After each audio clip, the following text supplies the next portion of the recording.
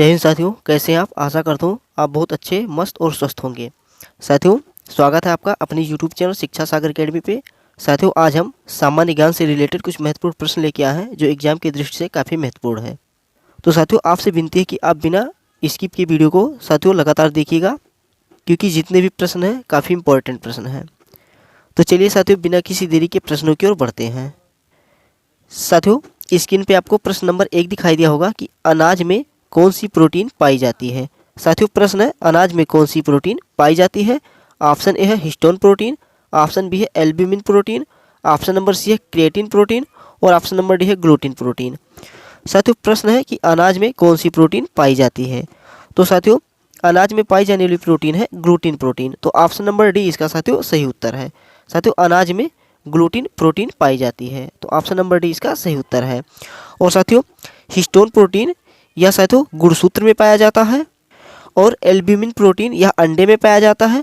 और साथियों, जो ये क्रिएटिन प्रोटीन है साथियों, यह क्रिएटिन नाखून, सींग, बाल और खुर में पाया जाता है। तो साथियों, यह जो क्रिएटिन प्रोटीन या नाखून, बाल और खुर में पाया जाता है। और अनाज में पाई जाने वाली प्रोटीन है ग्लूटिन प्रोटीन। चलिए अगले प्रश्न की ओर बढ़ते हैं। अगला प्रश्न साथियों, अभी हमने इस प्रश्न के बारे में आपको प्रश्न नंबर 1 में बताया था कि अंडे में कौन सी प्रोटीन पाई जाती है। तो साथियों, अंडे में पाई जाने वाली प्रोटीन है एल्ब्यूमिन प्रोटीन। तो इसका सही उत्तर है ऑप्शन नंबर ए साथियों, अंडे में एल्ब्यूमिन प्रोटीन पाई जाती है। चलिए अगले प्रश्न की ओर बढ़ते हैं। प्रश्न नंबर 3 है साथियों, काफ़ी अच्छा प्रश्न है, काफ़ी इंपॉर्टेंट प्रश्न है साथियों, बहुत ही बढ़िया प्रश्न है कि रक्त या हीमोग्लोबिन में पाई जाने वाली प्रोटीन कौन सी है। साथियों, प्रश्न की रक्त या हीमोग्लोबिन में पाई जाने वाली प्रोटीन कौन सी है। ऑप्शन ए है ग्लोबिन प्रोटीन, ऑप्शन बी है एक्टिन प्रोटीन और ऑप्शन नंबर सी है ए और बी दोनों और ऑप्शन नंबर डी है इनमें से कोई नहीं। साथियों, प्रश्न है रक्त या हीमोग्लोबिन में पाई जाने वाली प्रोटीन कौन सी है। तो साथियों, रक्त और हीमोग्लोबिन में पाई जाने वाली प्रोटीन है ग्लोबिन प्रोटीन। तो ऑप्शन नंबर ए साथियों इसका सही उत्तर है। साथियों, ग्लोबिन प्रोटीन यह रक्त और हीमोग्लोबिन में पाई जाती है।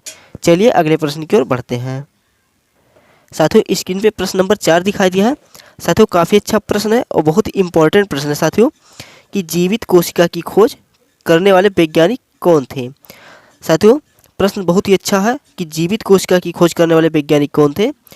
तो साथियों, ऑप्शन ए है ल्यूवेनहॉक, ऑप्शन बी है रॉबर्ट हुक, ऑप्शन सी है स्लाइडर ओरवान और ऑप्शन नंबर डी है लुईस पाश्चर।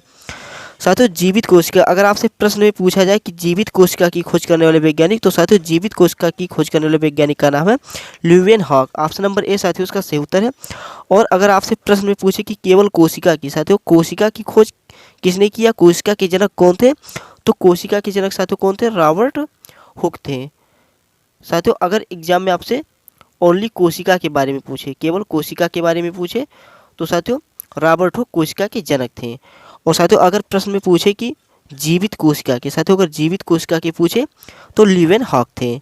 तो इस प्रश्न का सही उत्तर है ऑप्शन नंबर ए ल्यूवेनहॉक। काफ़ी अच्छा प्रश्न था साथियों। चलिए अगले प्रश्न की ओर बढ़ते हैं। अगला प्रश्न साथियों जीएसटी से संबंधित प्रश्न है और काफ़ी अच्छा प्रश्न है कि जीएसटी के कुल कितने भाग हैं। साथियों, प्रश्न है कि जीएसटी जो है इसके कुल कितने भाग होते हैं। ऑप्शन ए है 3, ऑप्शन बी है 2, ऑप्शन सी है 8 और ऑप्शन नंबर डी है 9। तो साथियों, जीएसटी के कुल 3 भाग होते हैं। कौन कौन से होते हैं साथियों, पहला हो गया सीजीएसटी और दूसरा हो गया एसजीएसटी और तीसरा हो गया साथियों आईजीएसटी। तो साथियों, ये जीएसटी के भाग होते हैं। तो प्रश्न पूछा गया था कि जीएसटी के कुल कितने भाग हैं। तो साथियों जीएसटी के कुल 3 भाग हैं। तो ऑप्शन नंबर ए साथियों इसका सही उत्तर है। चलिए अगले प्रश्न की ओर बढ़ते हैं। साथियों, स्क्रीन पे प्रश्न नंबर 6 दिखाई दिया है कि बल्लम कली का संबंध किससे है। साथियों, बल्लम कली जो त्यौहार है इसका संबंध किससे है। ऑप्शन ए है नौका दौड़, ऑप्शन बी है ली हरोबा, ऑप्शन सी है बांग्ला त्यौहार और ऑप्शन नंबर डी है इनमें से कोई नहीं। तो साथियों, बल्लम कली का संबंध, इस प्रश्न का सही उत्तर है साथियों बल्लम कली का संबंध किससे है। तो साथियों नौका दौड़ से है। साथियों, बल्लम कली का संबंध नौका दौड़ से है। ऑप्शन नंबर ए साथियों इसका सही उत्तर है। और साथियों, बल्लम कली का संबंध साथियों केरल राज्य से है। साथियों, यह केरल राज्य का त्यौहार है बल्लम कली और इसका संबंध साथियों नौका दौड़ से होता है। चलिए अगले प्रश्न की ओर बढ़ते हैं। प्रश्न नंबर 7 है साथियों, काफ़ी अच्छा प्रश्न है कि मशहूर लिंगराज मंदिर कहाँ पर स्थित है। साथियों, प्रश्न है कि मशहूर लिंगराज मंदिर कहाँ पर स्थित है। ऑप्शन ए है भुवनेश्वर, ऑप्शन बी है उत्तर प्रदेश, ऑप्शन सी है महाराष्ट्र और ऑप्शन नंबर डी है उड़ीसा। साथियों मशहूर लिंगराज मंदिर भुवनेश्वर में स्थित है, तो इसका सही उत्तर है ऑप्शन नंबर ए। साथियों मशहूर लिंगराज मंदिर भुवनेश्वर में स्थित है। चलिए अगले प्रश्न की ओर बढ़ते हैं। साथियों स्क्रीन पे प्रश्न नंबर 8 दिखाई दिया है कि दिलवाड़ा जैन मंदिर किस राज्य में स्थित है। साथियों प्रश्न की दिलवाड़ा जैन मंदिर किस राज्य में स्थित है। Option A Goa, option B Rajasthan, option C Himachal Pradesh, option D Kerala. साथियों प्रश्न की दिलवाड़ा जैन मंदिर किस राज्य में स्थित है। तो साथियों दिलवाड़ा जैन मंदिर यह राजस्थान राज्य में स्थित है। और साथियों दिलवाड़ा जैन मंदिर के गेट पर 9 ग्रहों का चित्र अंकित है। साथियों कितने, साथियों 9 ग्रहों का चित्र अंकित है।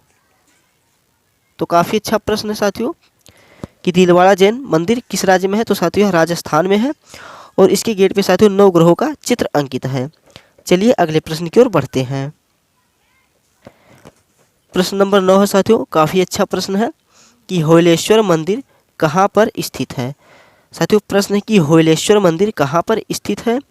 Option A Madhya Pradesh, option B Uttarakhand, option C Karnataka और option number D Uttar Pradesh. साथियों प्रश्न की होयलेश्वर मंदिर कहाँ पर स्थित है।